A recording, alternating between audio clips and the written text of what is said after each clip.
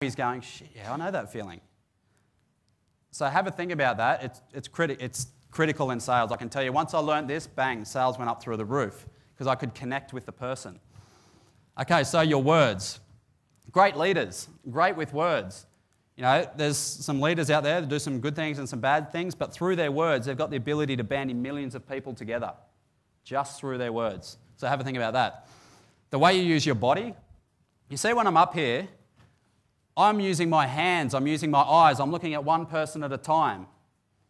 I'm using everything I've got to communicate with you. If I was standing here like this, with a monotone voice looking down, is the impact of my communication going to be the same?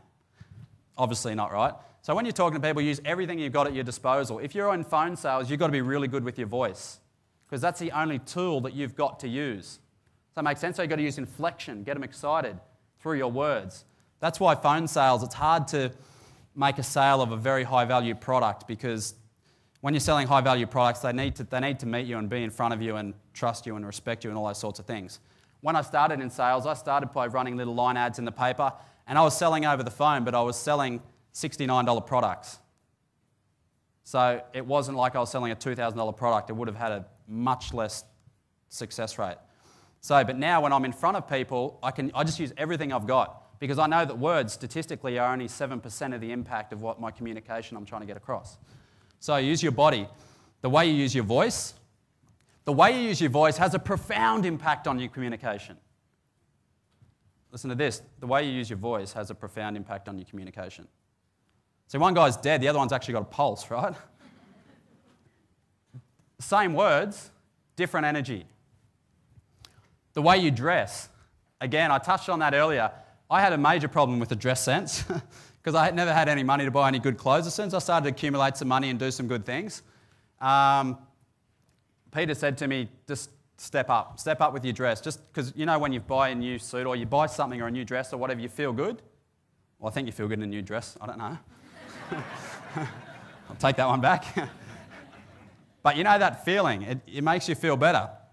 What I did, I just said to my girlfriend, take me shopping. So we were in Melbourne at the time and we went down and we bought a whole heap of new clothes. I felt a little bit uncomfortable at the time, but I knew that I had to do it.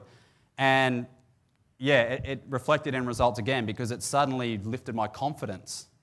And when you're selling, people will buy their belief in the passion that you're delivering it with and the confidence. Little things. So if you're not so sure about your dress sense and you want a real honest opinion of how you dress, just go up to someone and say, you're dressed pretty crappy today, how do I look? Dig it in a little bit. Your breath stings, how's mine? You get my drift, right? Nostril hairs hanging out. Get rid of them. Okay, so the summary of that slide is if you want someone to buy from you, you've got to raise their energy from here to here. That's all it's about, regardless of the product, as long as it's ethical. Okay, because they ain't going to buy. No emotional concept behind what you're doing, they ain't going to buy. Okay, the next slide I'm going to go to is all about energy.